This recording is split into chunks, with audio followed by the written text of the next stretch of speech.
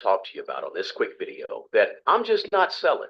I'm never selling these assets. So let's just jump right into it, guys. The very first asset that I'm never selling, I buy and I hold and I keep forever, is real estate. I've held rental real estate for the last 25 years, and it's the greatest investment that I've probably ever made. Now, don't get me wrong, I've made my share of mistakes with real estate, but I also know and I realize and I've learned that buying rental real estate and holding and never selling can be about the most powerful strategy for building long-term wealth that you could ever think about. Why? Well, there's lots of reasons, right? Of course, you build wealth by the fact that it appreciates in value typically, right? 99.9% of the time, real estate is going to go up in value, and it makes the possibility for the accumulation of wealth to be great. Incredible. So holding on to pieces of real estate, rental property, it adds to your long-term wealth. Not to mention, because it's income producing property, you're getting a steady cash flow of rents every single month. You're getting paid on the regular. So not only is it going up in value year after year after year, but you're also being paid on a monthly regular basis. So it's an income stream. Not to mention the leverage that you can have when you own real estate. Why? Because you're building up equity, and equity is just the difference between what you owe and what the value is, right? So that equity goes up and up and up because you're paying down the piece of property. If you have a mortgage on it, you're paying it down, but you're also at the same time getting that accumulation that's going up in value in terms of its appreciation. So you're getting tons of benefits as your equity grows. It gives you more and more options. You can leverage that equity. You can never touch that equity. You can touch it down the road one day. You have options when you have rental real estate. And the tax benefits, right? Including depreciation, which allows you to offset rental income on your taxes. There's just a lot of different reasons why you really want to consider having some real estate, income producing real estate in your portfolio, and just never sell it. Look, when you hold property, you can also defer any capital gains taxes almost forever.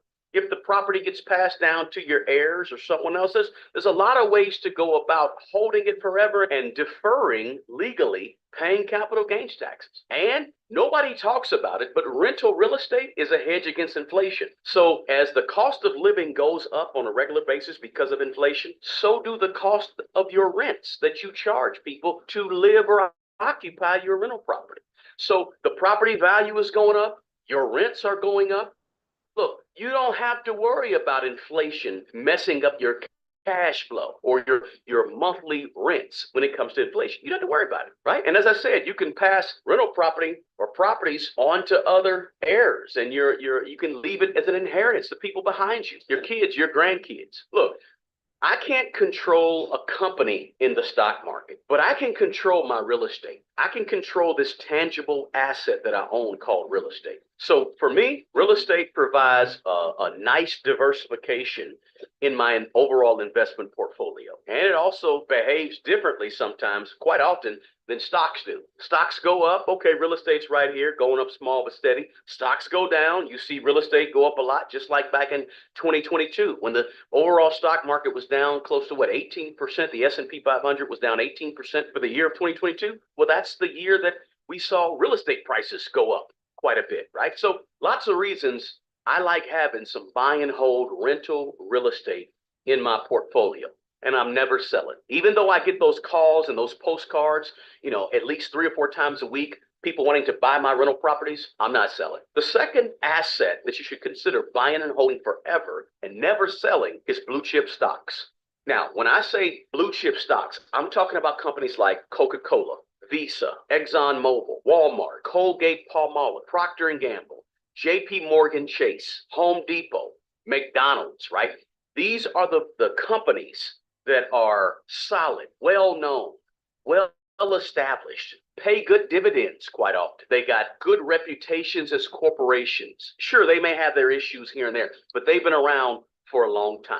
They got name recognition, right? So they have this established moat in whatever industry they're in. When you think about home repairs, you think about Home Depot. When you think about fast food, you think about McDonald's. When you think about a soft drink, you think about Coca-Cola. When you think about oil, you think about ExxonMobil. So these companies called blue chips, they have what we call a moat, right? And a moat is just the area around a castle that's typically filled in with water, right? If you think about the true definition of a moat. It's just the water or the ditch that's filled with water that's surrounds a castle to protect the castle. So a moat, like these companies, these blue chip companies have, it's just protection. It's a competitive advantage that these companies have over other companies that may be in their industry. Why do they have these competitive advantages? Because they're well established. They have a good reputation and they have a long history of steady growth as a company. So I like these big blue chip stocks because as far as my portfolio is concerned, they offer a level of security. Not that they're risk-free, right? We know they're not risk-free. There's risk in everything when you're talking about money, but they offer sort of reliable long-term growth. And I'm an investor, guys, that I don't like to take a whole lot of big-time risk, right? I like steady. I like reliability. I like a certain level of comfort with world-class, large blue chip stocks from big-time companies that we all know and we all believe in. That's why I'm buying and holding blue chip stocks, and I'm not selling them. Now, the third asset that I'm buying and I'm not selling, and I suggest you consider buying and never selling, is broad market index funds or ETFs.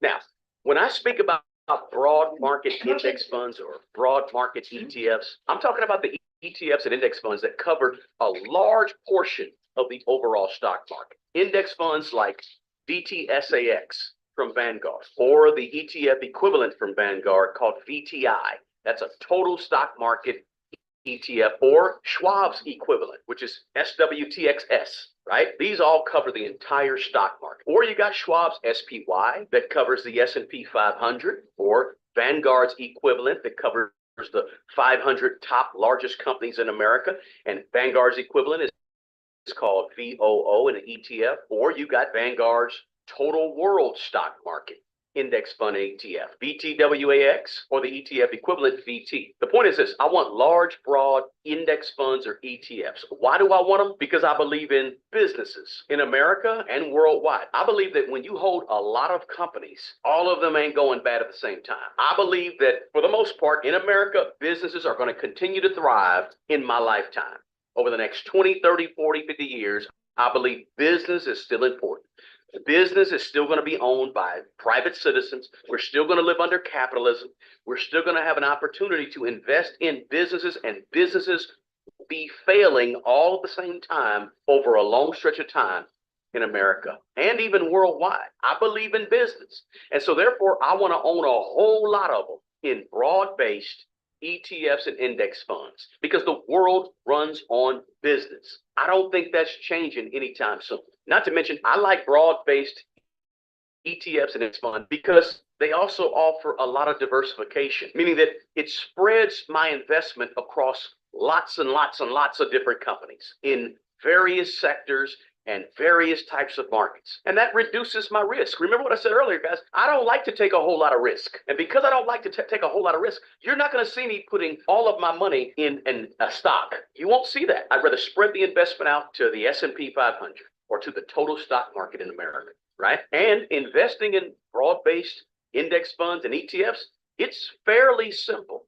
It's easier than picking individual stocks, right? I don't have the time to analyze all the individual stocks that I may be interested in. I just don't have that kind of time. So therefore, I'll just take that bucket over there called VOO, or give me that bucket over there called VTI, right? Give me the bucket and let me evaluate the bucket, but I ain't got time to evaluate all the individual stocks. And of course, ETFs and index funds typically outpace inflation. So they're a hedge against inflation. And again, they require minimal effort, right? You don't have to manage and babysit an ETF or an index fund like you have to manage and watch and pay attention to and watch closely individual stocks. And that's perfect for me. I like a hands-off approach when it comes to the stock market for the most part. That's why I'm buying and holding broad-based index funds and ETFs, and I'm never selling them. They're a big part of the foundation of my portfolio.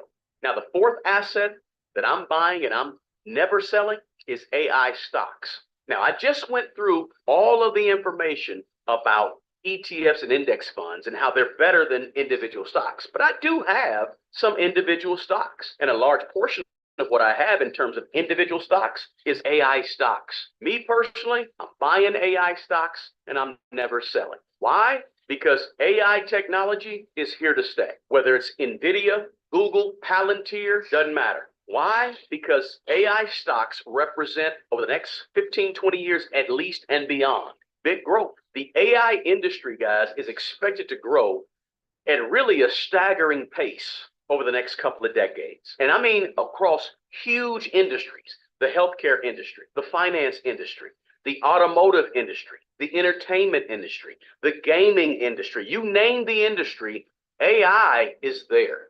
I believe AI is the next big technological revolution that's here. It's already here and it's at the beginning stages right now as of the making of this video. But just like the internet came in the late 90s, now we have AI coming in the 2020s.